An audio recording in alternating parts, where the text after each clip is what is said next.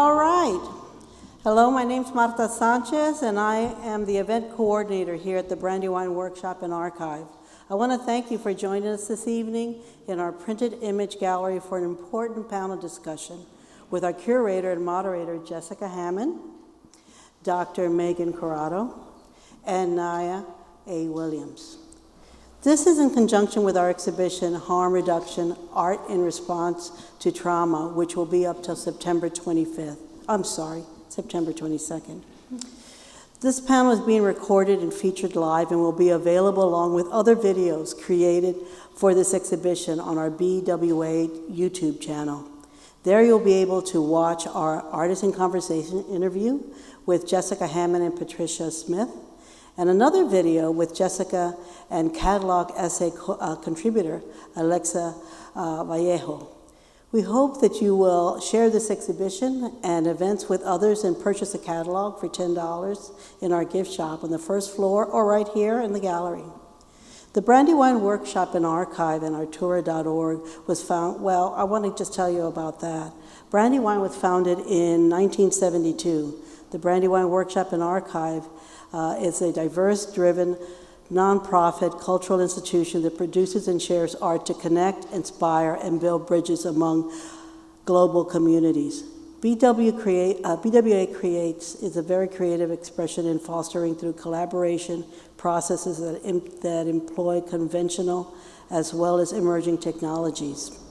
BWA offers a visiting artist in residence program, changing exhibits in the printed image gallery, which we are here, and travel and exhibitions, and publishes exhibition catalogs and an annual teacher's guide for cross-curricular and cross-cultural learning, which can be downloaded for free at artura.org. If you'd like to come by and visit, admission is free, and it's open to everyone. But you only need to make an appointment, though. It is required. And our appointments can be scheduled during BWA hours of operation from 10 a.m. to 5 p.m., Mondays to Fridays, except on national holidays. Sorry. Anyway, to schedule your visit, please call at 267-831-2928.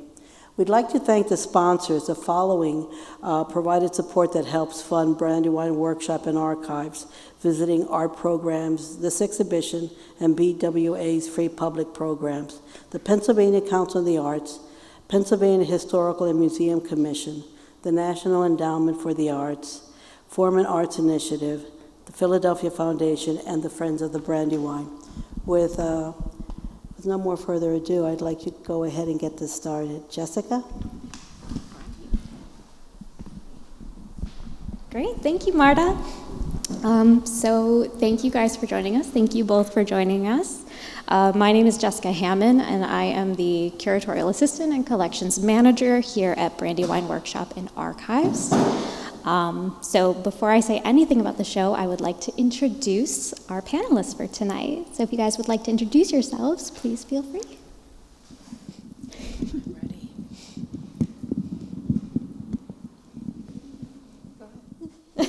You go. No, you go. I'm Meagan Corrado. I'm a doctor of social work. I'm a licensed clinical social worker. I'm also an artist, a trauma survivor, and a professor at Westchester University in their MSW program. Hi everyone, my name is Najya Williams. I'm a Washington, D.C. native. I am a third-year medical student at the Lewis Katz School of Medicine at Temple University. And I'm super excited to be here and talk a bit about our narrative medicine program, as well as my own work as a poet, a screenwriter, and multidisciplinary artist. Great, well thank you both. I'm so glad you were able to come. This panel is in conjunction with our current exhibition, Harm Reduction, Art in Response to Trauma. So this show is going to be up until September 22nd, and essentially the show was inspired by, a response to trauma. To just give a little brief description about it, it was inspired by, the pandemic. And kind of just the experiences of everyone during the pandemic. Coming out of the pandemic, there was, in my neighborhood over in Overbrook, West Philadelphia, there was an uptick in violent crime, and then just experiences of navigating trauma and health, physical and mental, is near and dear to my heart. And so that was really what inspired the show. It started as me wanting to investigate how artists represent the body and represent really how they show different bodies that have been inflicted upon. But it slowly developed into just this larger scale theme of just wanting to address it. So when I imagine the show being on the walls and then kind of relating that to my neighborhood, and like I said, there's a lot of gun violence right now, especially, we're right by the high school. There's a lot of young kids getting hurt. I don't see it as art can cure things, that it can fix things, but I do see it as an outlet, as a way to connect with oneself, a way to kind of mediate healing. And so even if a show like this doesn't resonate with like the actual interpretations of it, I liked the idea of showing enough stylistic differences that someone might be able to walk through the space, see a piece, and maybe have it resonate with them as this artwork somehow speaks to them, and maybe inspire art as an outlet. So that's the general sum of what inspired this show.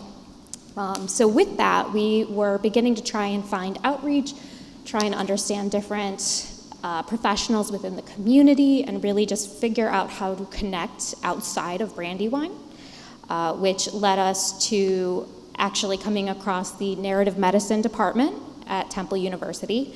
And through that, we were referred to Meagan with stories. And so I really want to highlight and let you guys take the time for this panel to really teach us about what you do in your work and your programs.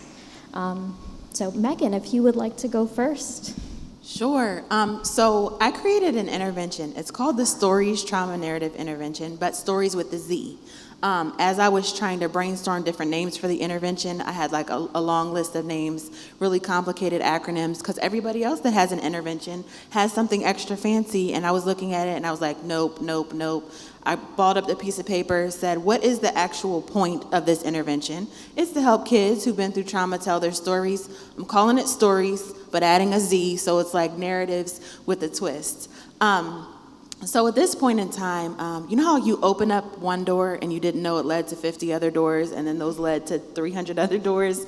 That's kind of what's happened since I formalized and developed this intervention. So it's an intervention that's focused specifically on providing support to urban youth of color who've experienced multiple forms of trauma. It leads them through this step-by-step process to help them think about what happened in the past, positive and negative, organize that, then also creatively express their narrative, and then to envision what they see for the future, which is actually one of my favorite parts of the intervention, because I've worked with kids who couldn't see to the ages 16, 18, 21, and they're envisioning new and better things for themselves moving forward, which is an amazing thing to see. So I developed this intervention actually along with clients. And it's always hard for me to figure out, like, what is the narrative behind the narrative intervention, just because for so many of us, we've had so many different experiences. I'm not the only person that's experienced trauma that was also inspired to create something. So you're like, I think it kind of started around here or there, but I'm not really quite sure. So I formalized this process as part of my dissertation work. As a doctoral student at the University of Pennsylvania, but I was doing this intervention before then with the input and the collaboration of my clients that I was working with, who are all urban youth of color and youth who had, they had dependency cases as a result of neglect and abuse. They had delinquency cases as a result of acting out behavior, arrests, things of that nature. And I figured, storytelling helped me to navigate my own trauma. The arts helped me to navigate my own trauma. Why don't I introduce this to them? And then we fed off of each other. They would give me feedback about the process, so I tweaked something. They gave me more feedback, so I would adjust something to really make sure that their voices were incorporated in the process and to help them really in looking back at trauma in a safe way, because trauma can feel so overwhelming. And it's scary when you think about it, like looking at opening up this dark closet and pulling out all the skeletons, the things that you don't want to remember, the things that are too painful to remember, but then to say, like, you know what, I'm going to open it up, I'm going to look at it, I'm going to process it. So this process was really helping kids navigate trauma in a safe way. I have to say, too, that my work has also been inspired by my own journey through trauma. While I was creating this intervention, I was experiencing even more trauma as an adult. It's funny, when I started off, I don't talk about this very much, but when I started off as a doctoral student at Penn, I actually was staying in a friend's basically abandoned house. There was no electric. I was taking my printer, all-in-one printer, copier, scanner, into Panera. There was one booth in Panera that had an outlet. I would stalk that booth so that I could put my printer, scanner, copier on the seat and try and be a little discreet. I would print off my papers. Got all A's until I was able to get everything together to be able to move in my own place. All that was happening while I was creating stories. Navigating the incarceration of a loved one, dealing with my own feelings of sadness, and as a result of my own trauma, working through creating my own art in the midst of sexual assault that happened. So all of these things kind of came together to inform the development of the intervention. And I can personally say, not just as a clinician who's been providing support to kids who've been through trauma, but as somebody who has used the arts to navigate trauma, the arts are such an incredible tool in helping us to navigate these difficult life experiences, things that we may not have the words for, things that feel scattered and piecemeal. It's kind of hard for us to kind of have any sense of mastery or control over all these experiences, because it's like this thing breaks and the pieces are all over the place, and it's hard to kind of like gather them together.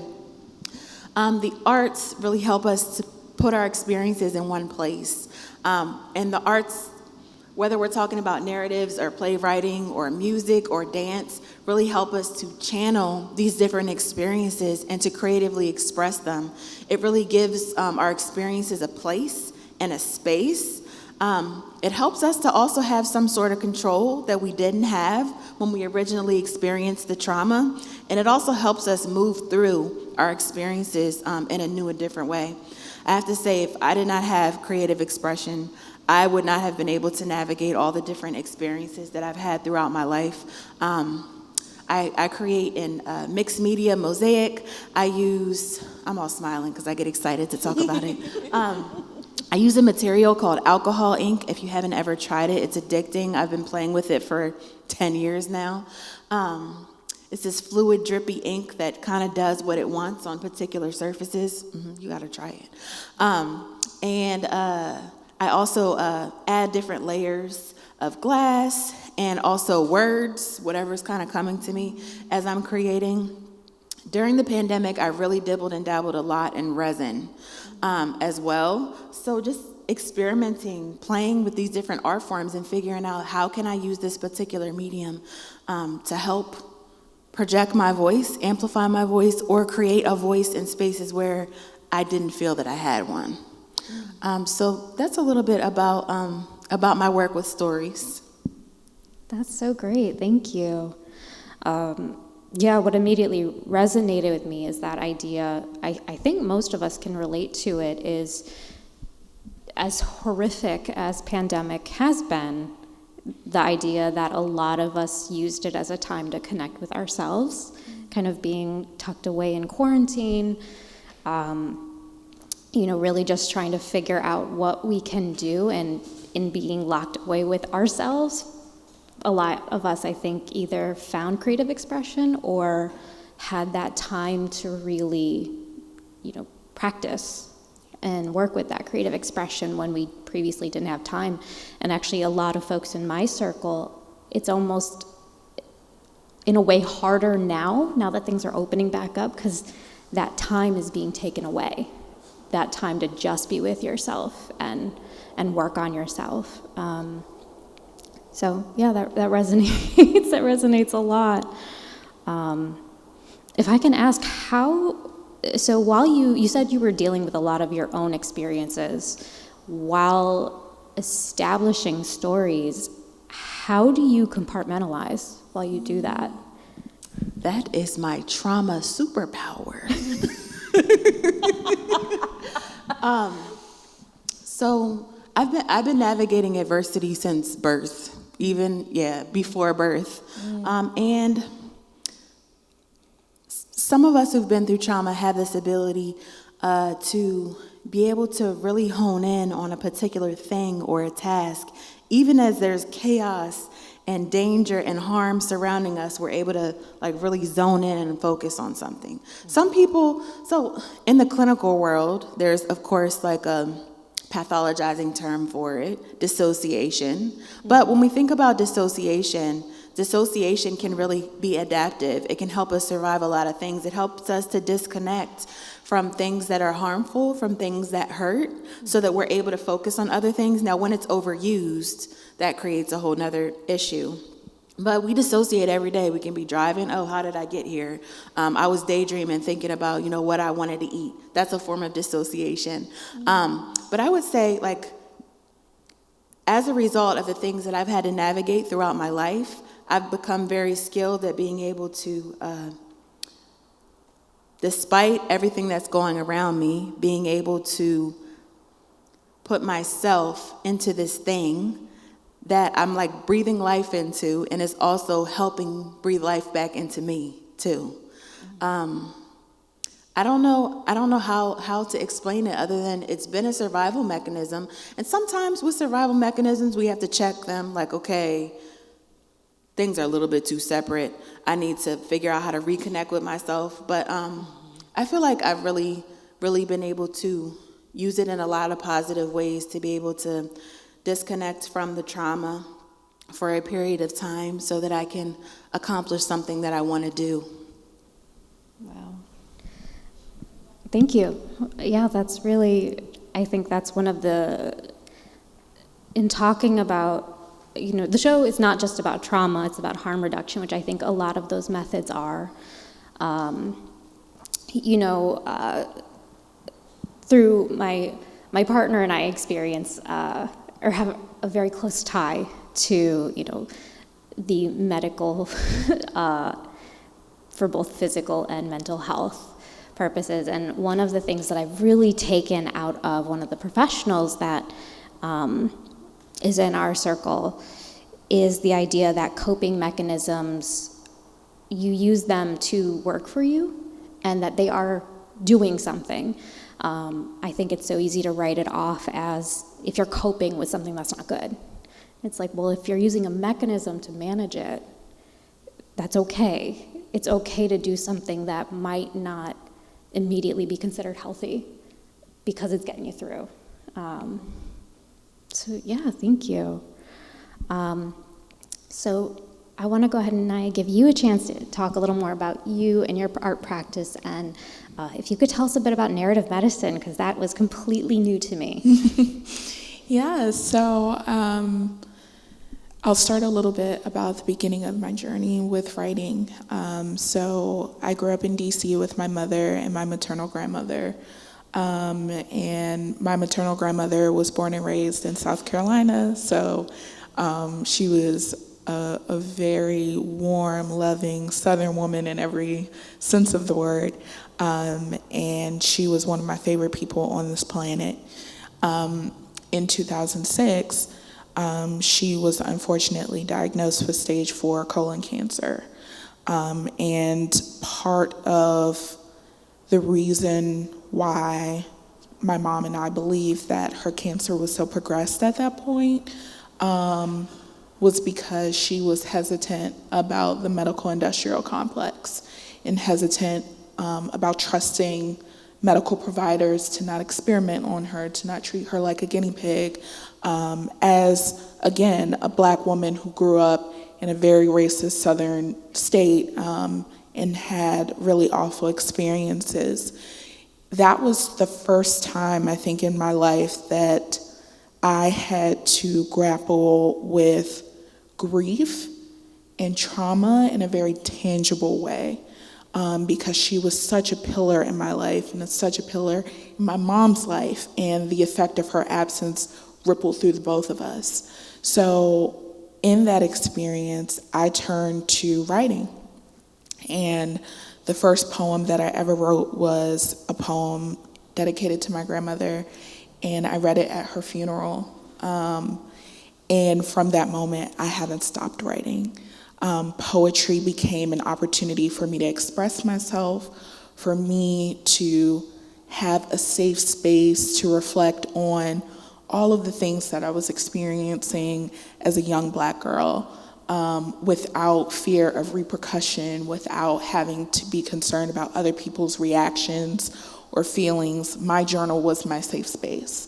And I think that speaks a lot to what you're saying about how, you were exposed to trauma from the beginning, if not before the beginning, because as women of color, as Black women, you are constantly bombarded by various levels of violence on a day-to-day basis.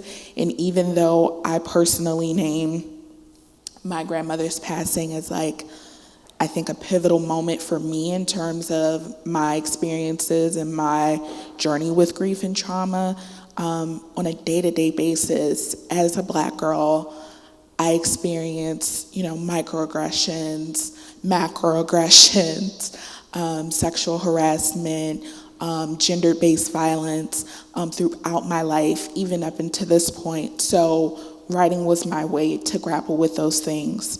When I got to college, I was surrounded by a lot of people who are just recklessly pursuing their creative passions. And I was like, oh my gosh, they're so brave, they're so bold. I'm only 18, nobody really wants to hear what I have to say. And growing up, people were like, oh my God, I can't wait to buy your book. And I'm like, you're just saying that. And it wasn't until people were like, no, seriously, where can I buy something from you? Where I was like, okay, you want it? I got you. So I started writing. I published a poetry book, and that showed me the process of publishing that book and sharing it with the world and sharing it with my community showed me that healing doesn't just take place in the medical space. It doesn't just take place in your therapist's office. It doesn't just take place in your spiritual homes or your religious, structures. Healing can take place anywhere. And it can be inspired anywhere. I had a number of people approach me after I published my book and say, I go back on my hard days and I look at your words and I keep going. I didn't need to do anything else with my life after that. I was like, man, this is great. What, there's nothing else. I'm good. And then people asked for a second book and I was like, let's relax. So at that moment I knew, and I especially knew after the pandemic, and having some time to reflect, I knew that there wasn't a version of myself that I'd be happy with, that I'd want to see in this world, that didn't involve me writing, that didn't involve me making art. So I knew whatever career path I had, whatever journey I took, had to have a place that not only tolerated my writing and my art, but encouraged it and actively advocated for it. So I'm sure you're thinking, Najya, you went into medicine? Really? You said, I want to go in a place that advocates for my work, and you went into medicine? Yeah, I totally did. And my interview journey was really interesting because I never hid that I was a writer away from medical schools. Not only did I not hide it, it was among the top 3 things that I listed in my extracurricular activities and my interests. And a lot of them were like, you have enough experience here for an MFA, why are you here? And I said, my art is my tool for healing, my invitation for healing, in the same way that my stethoscope will be. And Temple was one of the medical schools that said, we want that here. And we have a space for that here. And we have the resources that you need to continue to do that work here. So that was my long roundabout way to get to narrative medicine. So narrative medicine is a practice that allows you to create art, whether that's writing, film, photography, other textile arts, multimedia art, to encapsulate the physician, the patient, the communal experience of healing. And it is currently spearheaded at Temple by Dr. Naomi Rosenberg. She is the director of the program and a physician in the emergency department at Temple Hospital, as well as Mike Vitez, who is a Pulitzer Prize winning reporter for the Philadelphia Inquirer, and just an incredible human being. These 2 people came together and created a program at the medical school, at Temple Medical School, that allows us to take acting classes, photography classes, writing seminars, as well as earn a graduate certificate in narrative medicine, so that should we desire to do so in our roles as physicians, we can also create more narrative medicine programs across the country in our future roles. So that's how I came to be involved with the program. And by the end of my tenure with Temple, I will have my graduate certificate. Wow. Yeah. That's wonderful. So something that I'm immediately connecting with both of you, and which I kind of wondered originally is, I mean, you both work with caring for people. That is what you do. You care for them. And, you know, Meagan, your work specifically talks about children, young people. And Najya, being, you know, in your program, you're going to be caring for younger people. And so I guess I'm curious, is that where you wanted your focus to be with the young, you know, caring for young people? Because it seems so, at least Meagan, your work is very directed towards it. I know one of the things that really interests me about stories was the fact that your programs are so geared towards training different institutions. I was really, really intrigued reading that, you know, you provide programs for the Philadelphia Police Department, groups that there's so much tension with, I feel. And so the fact that you're going to these other professionals and you're saying, hey, let me show you how to do this right. And I feel like that's where a lot of your work is probably going to go, is you're going to, you know, by the time you are a fully, you know, you're out of your program, you're going to be older and continue to be wiser. And so your patients are most likely, not always, going to be younger. Is that where you guys wanted your attention? That's a really great question and an interesting one, because I think my biggest base in terms of consumers of my work, as well as people I've reached, have actually been older than me up to this point in my career. A lot of the programs that I've done where I've taught workshops and I've served as a mentor, my mentees have been in their 40s and 50s, if not older, and I am only in my 20s. And that actually made me a little insecure at first, because I was like, I'm really young, I don't have like the same wealth of life experience, what do I have to offer? But in those conversations, I think me approaching art with, in some ways, a fresh pair of eyes and a new generational perspective actually helped to push my colleagues and my peers and the folks that I work with further in their work and in their practice.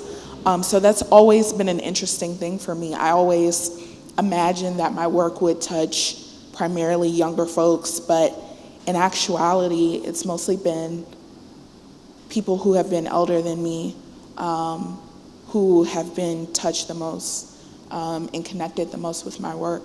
But I certainly hope that I can continue to touch people across age and life experience. I think there's space for all of us to benefit, so. Absolutely. Meagan, how about you? Do you see your work as more dedicated towards, essentially caring for, I guess the work cares for children. Mm-hmm. Do you see that your work is directed towards teenagers and children, or is it towards the adults that kind of need that insight? So, throughout the course of my career, my work has focused on engaging youth. Part of that comes from, I just love it. Like, kids, teenagers are so honest. You're having a bad hair day, they're going to tell you. Your breath stinks, they're going to tell you that too. There's also like this sense of like openness to play and experimentation that I think society and culture kind of tries to pull out of us as adults, so that if we are being creative and spontaneous and we're playful as adults, it's seen as like grow up, where we don't have that with kids. So the focus of my work is youth. Now, because I'm only one person and I can't provide therapy and supports and services to every youth all across the nation, I've also developed tools with youth specifically in mind that incorporate their voices, their faces, their experiences, so that other providers also have the tools to be able to connect with youth. That's great. Do you feel like, Najya, this is for you as well, is there anything about Philadelphia that's different than anywhere else, or is it the same? Is it the same? Is everyone struggling the same? I think that every city has its own culture, mm-hmm. has its own strengths, and has its own challenges. To be honest, I don't have, well, I guess the last few years I've been a clinician in Jersey, in Camden. I don't have a lot to compare my experiences as a clinician to, because I have, the majority of my work has been in Philadelphia. Mm-hmm. So I can't say my work as a clinician, where I'm on the ground, working with youth, listening to their stories, providing that ongoing support, has been in Philadelphia in the last few years in Camden. I don't know that it's all that different. When I'm thinking about all the things that impact kids who've been through trauma, they have trouble with trust. That's not just in Philly, though. They want to feel safe, not just in Philly. They don't know who to allow to come close to them and who they should push away, because they're not quite sure whether or not you're going to stay or whether or not you're going to harm them. So those are things that I've seen with youth in Philly and also youth in Camden.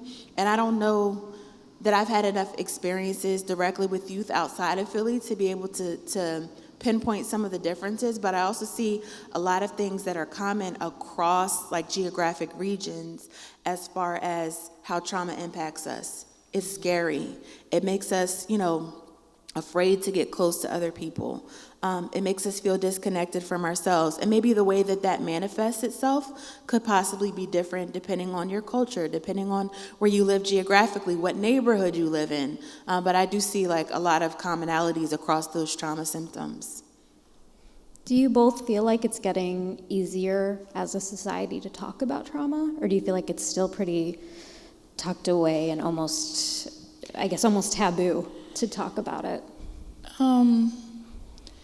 To answer your first question, I think coming from DC, I see so many identical points between the cities and how trauma shows up and how people's responses to trauma are perceived. One of the biggest pieces of feedback that I get from people when I tell them that I live in North Philly is, well, make sure you stay safe. Take care of yourself. You know, it's a little rough. And it makes me chuckle on one hand because I honestly feel quite safe as a Black woman being surrounded by so many other Black people. But also that in a lot of ways that notion of safety and protection from these violent imposters, these people who are not worthy of this space, is still so pervasive and so widespread, because that is a common thing that I've heard about my own neighborhood that I grew up in DC. So I think that's an interesting parallel that I see, that people who are trying to get their needs met, who are overcoming insurmountable odds, are simply people who are just not worthy or disposable, or people you should be afraid of, or that you should, shield yourself from, or somehow disengage with. I think that is the commonality that I see between those cities and in other cities that I've been a part of. In terms of if it's getting easier to talk about trauma, I struggle with that, because I think in order to have an honest conversation about trauma, you have to have an honest conversation about accountability. We throw that word around a lot. We throw a lot of mental health words around. And I think that's another issue that we really need to come to terms with. But in order to be able to say, here is space to talk about trauma, there has to be space to hold the folks who have inflicted that trauma accountable. I'm not sure we're at a place as a society, and even on a very small level as a community, to be accountable, to be able to say, I harmed you, I inflicted harm, not because it was an accident, not because I didn't mean to, not because that wasn't my intention. I harmed you, period. And be able to sit with that. And I'm including myself in that. That is the hardest thing to hear from a loved one, from a partner, from a community member. You harmed me. We don't know how to hold that. And in order to move forward in being able to reckon with trauma, we have to be able to start there. The trauma didn't come from thin air. It didn't come from the boogeyman. We have to be able to start there, and I don't think we're there yet. I think that we use the term trauma much more frequently. People feel more comfortable saying the word, but that I don't know that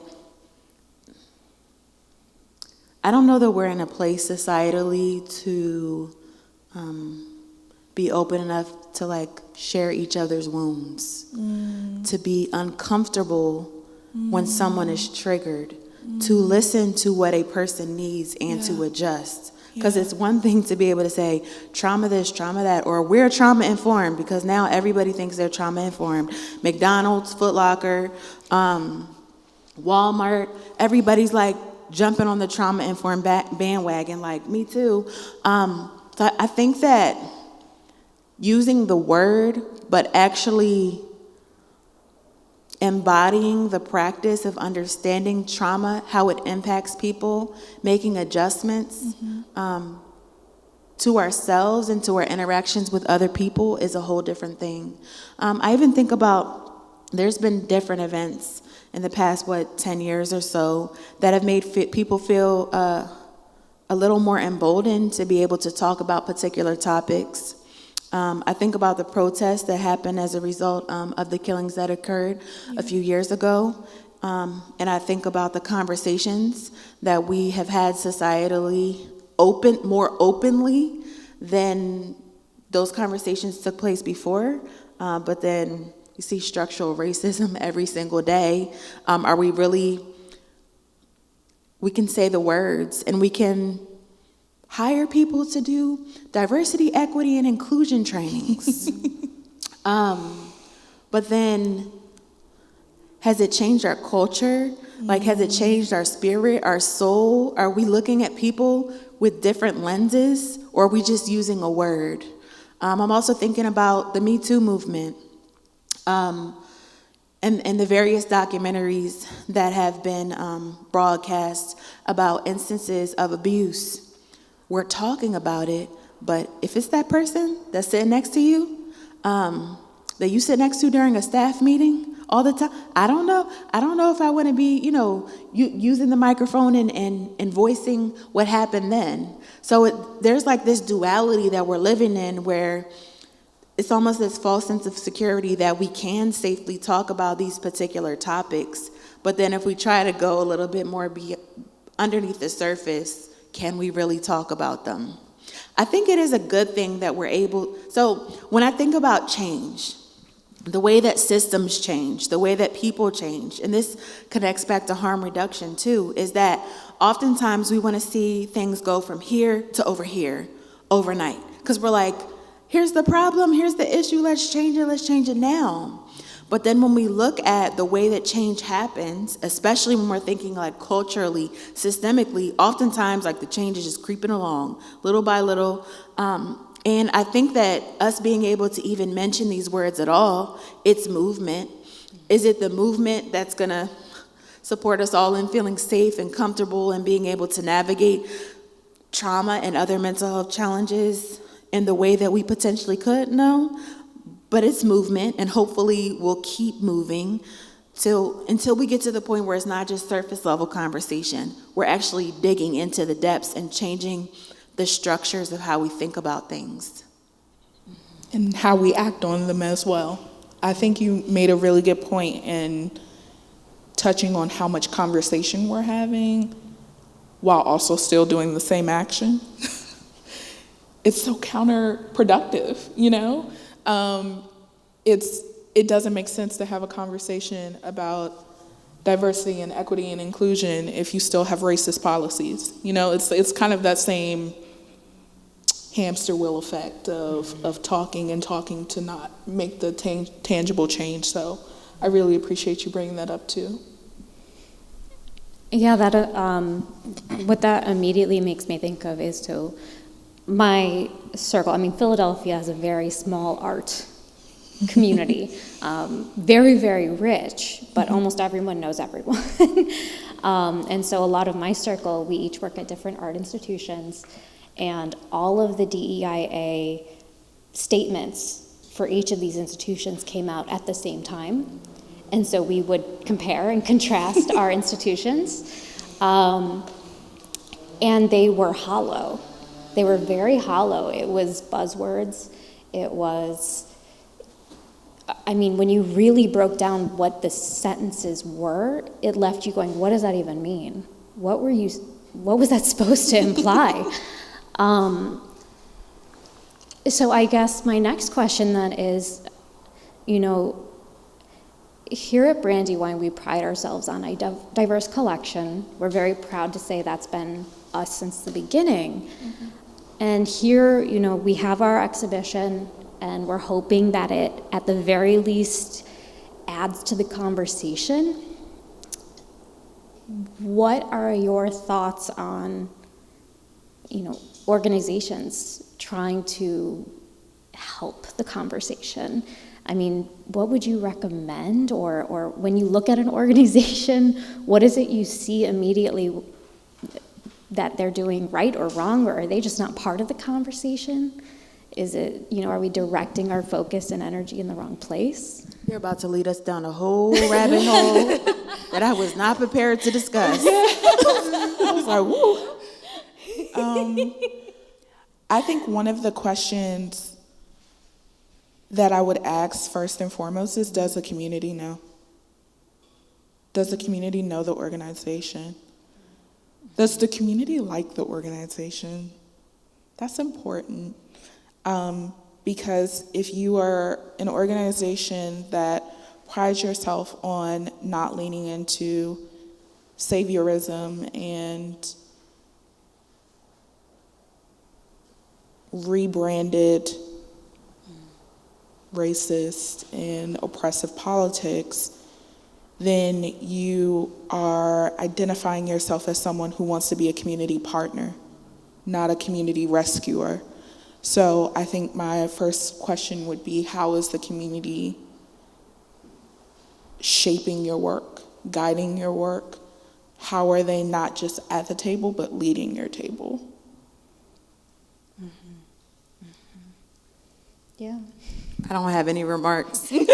Too big a question. It's also, I'm going to be honest, that question makes me also feel emotionally drained. Because it makes me, so in my sphere of influence, I know that I can have an impact on the kids that I'm supporting. I know that I can have an impact on the people that I'm providing trainings to. When I think about my locus of control as it relates to this bigger question, it also makes me feel a sense of helplessness because that's not within my locus of control. And it feels draining and overwhelming. So sorry to push back on your question. No. I was actually, that was something else I was thinking of. Naya and talks about accountability, is that thought of if someone isn't willing to be accountable, then whose job is it to quote unquote fix things? Like, I guess from my perspective, it's just baby steps, teeny tiny baby steps, everyone doing the best they can. But it's a big topic. And I really like how you phrase that, Meagan. It's, we can only have our sphere of what we can fix, because it's a big question. I think that's something I personally struggle with is, I can go down that rabbit hole of I'm not doing enough, I'm not doing anything when you get to that grand scale, and it just gets bigger and bigger of how am I not helping the entire world? So then it gets to, existentialism. We're both like, We yes. both made the thinking face. I was just going to say, one of my closest friends, Lexi, and I have this conversation all the time. And I think one of the things that's helped us both, because we were very active in our communities on our college campus and trying to move the needle and change the world and change the policy and change the things. And I think something that makes my politics more tangible and easier for me to hold myself accountable to is to make them applicable to my everyday life and decisions and into my space. So how am I embodying my principles? How am I aligning myself with places and spaces and people who are interested in reaching the same goals that I am? I think in keeping it on that level, I'm able to mitigate that sense of overwhelm. Because when you look at how to change the world, it's how much time, how many hours do we have in a day? That's a lot of work. And there's not enough money to compensate for that kind of labor. I think it also allows me to maintain focus on the fact that I'm not perfect, that I have a lot of work and unlearning to do for myself, and that before I can rescue and change and quote unquote fix anyone or anything, I got some things to work through too.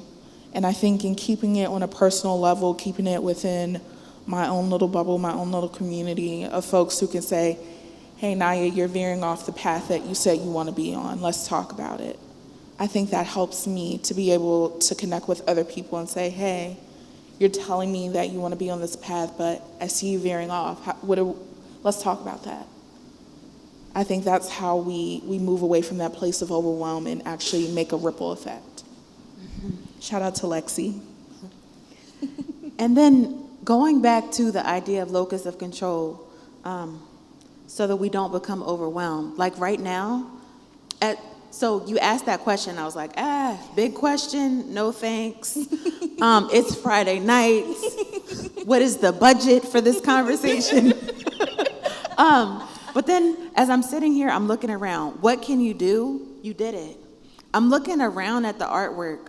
I see different colors. I see different faces. I see different cultures. The very topic in and of itself is making space for an alternative voice. Harm reduction is controversial in many different spheres. For some of us, we're like, harm reduction, okay, it makes sense. You meet people where they are. You meet them where they are in whatever space they're in, with whatever change they want to accomplish or not accomplish. And we value them as human beings and we support them. But even highlighting that, even highlighting nonverbal responses to trauma, creating a platform, creating a space to be able to navigate these feelings and present alternative points of view, that's like, your organization's locus of control. You can't control all the things that happen up and down Broad Street, but you have this one section of Broad Street and this room and this exhibit that's happening between now and September. And, so also kind of thinking about it in terms of that, are we making space for multiple voices? I see and experience and feel the voices just in looking around the room, feeling the colors, the emotions, the energy that's coming off of each of the images. So also how that, if all of us did that, like make space for different voices, different perspectives, valued people's representations of themselves and their own experiences, and made space for conversations, even if we agree, disagree, or whatever, but we make the space to have the conversation. Imagine if we did that on a communal level, how much healthier we would be collectively. I think you pointed out how that ripple effect works, because each and every one of these artists operated within their own locus of control. They were in conversation with their medium or with their co-collaborators or their community members. And then now it's in conversation with this space. And now this space is in conversation with the folks who are watching this live stream. They're in conversation with narrative medicine. They're in conversation with stories. So it's all of these little locuses interacting with each other, but you have to have a solid understanding of your locus and of your boundaries and of the work that you have to do for yourself before you can begin to converse with others in an effective way. That's great. You guys have taken me aback. That's really great. One theme I really wanted to talk about is, or one concept I wanted to talk about is something my partner who helped me collaborate with the essay is cultivating empathy, which I'm taking a lot from just that idea of how you said coming to where people are, meeting them where they're at. And I know for myself, even just talking about the exhibition, I get tied up about, trauma, it's about trauma. And I have to be reminded, it's about harm reduction. It's about finding space for that, for people, for voices. It's about caring for the self and others, and it's not about, in a reversal, it's not about the hurt, it's about where's there space to navigate that.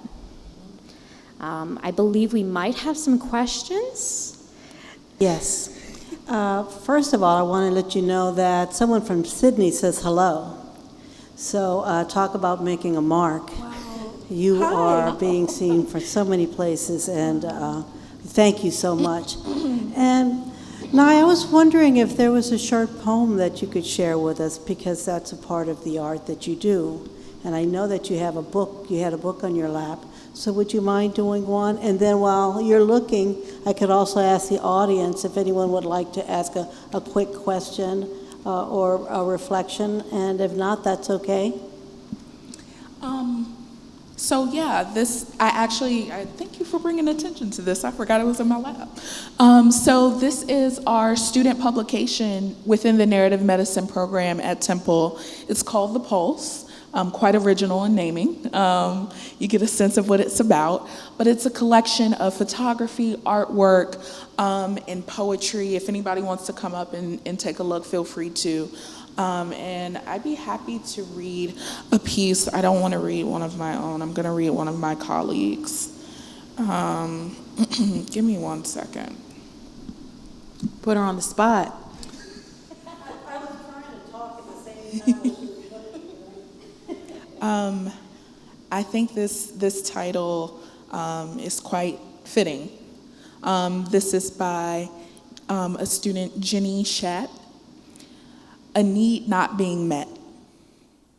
She cried softly at first, as I carefully maneuvered the stretcher between a maze of oxygen tanks along the tarp-lined halls. The first tears slid out of her eyes and fell gently down her cheeks.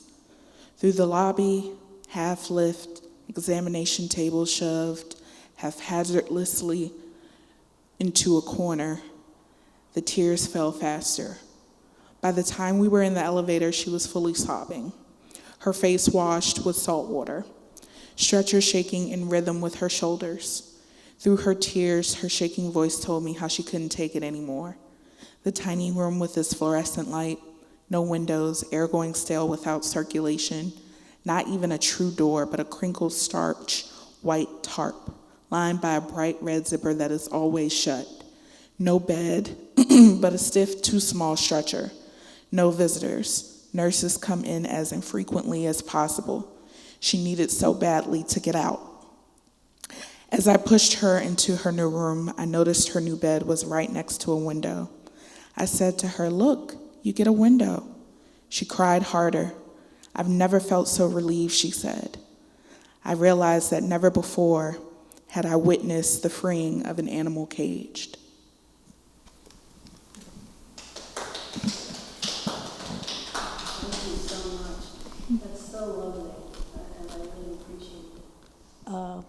Well, it is 7:58, so we only have a few more minutes, and I want to see if there's anyone. Okay, Matt? No, go ahead. No, please. Quickly. Come here, Matt. Matt, over here. Very quickly. Now, while Matt is over here, while Matt is walking over here, I would like to say that we would like to share your links on this recording so that people can contact you. We're so fortunate to have you here. Matt? Well, this is a lot that I wasn't expecting. But anyway, this has been really thought-provoking.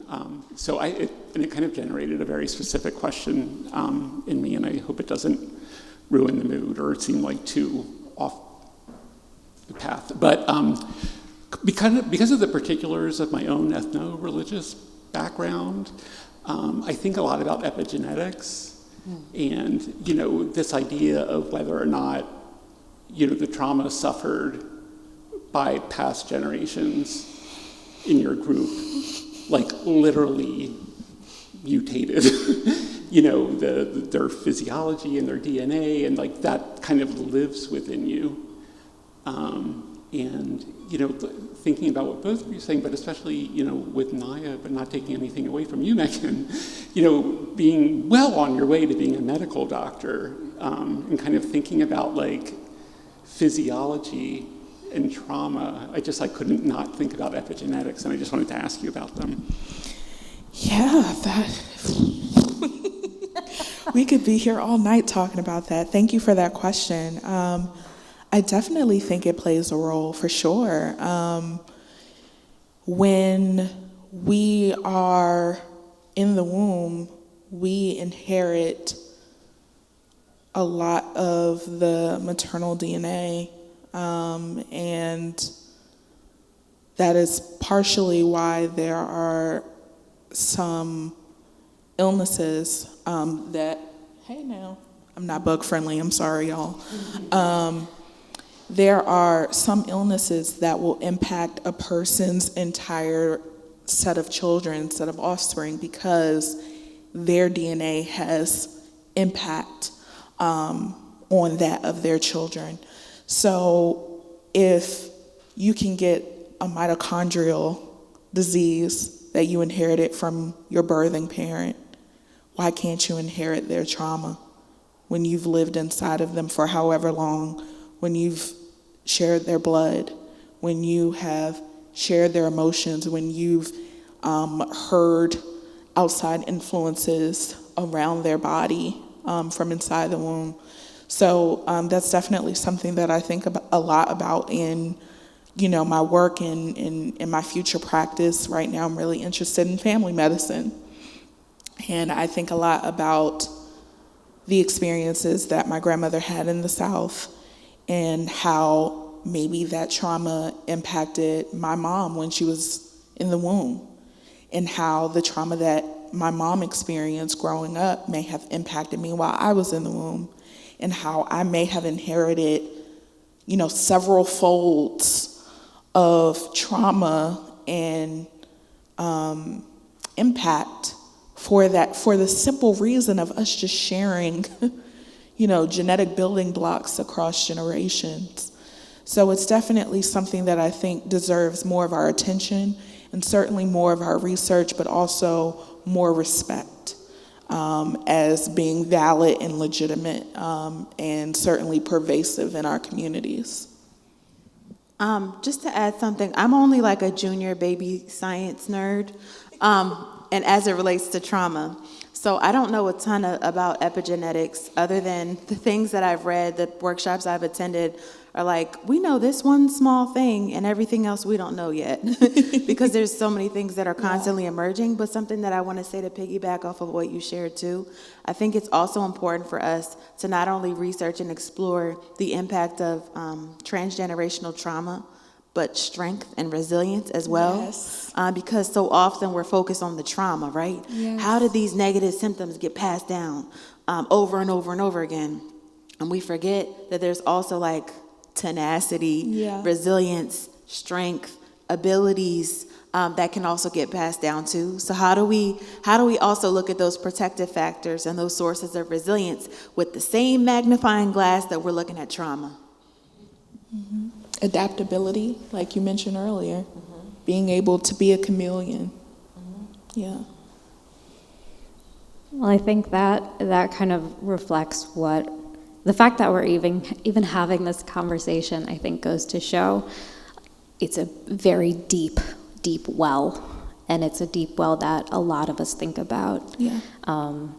And it's a very complicated, I mean, really, I think what it comes down often, as I see, we're talking about the entire history of people and how they became people and how we became people. And I think that's something that's really special. It's amongst many fields, but I think also just in the arts is we're very attuned to trying to understand the world. And maybe that's one of the reasons we do try and hone in on ourselves and how to control, or navigate ourselves, is because it's too big otherwise. Yeah. But all right. So I guess with that, I don't know if we have any other questions. I think we might be coming to an end. So with that, I'll say thank you. Thank you both. And Marta, if you wouldn't mind wrapping us up? I would be honored to. I want to thank everyone and our wonderful panelists. We've been waiting for you with open arms for a while, and we're so glad that you're here to show your talent and your heart in the sense of incorporating an artistic manner to the response to trauma and clarifying many things. So it's almost science and art combined, and we hope that everyone will make it to the Brandywine, and that you can share this video with everyone I believe that is all for now. If anyone is interested in coming and sharing your thoughts, we would love to have another discussion at some other time, since we won't be having this exhibit till September. So food for thought. It's not the end. It's just the beginning. Thank you. Thank you so much. Thank you.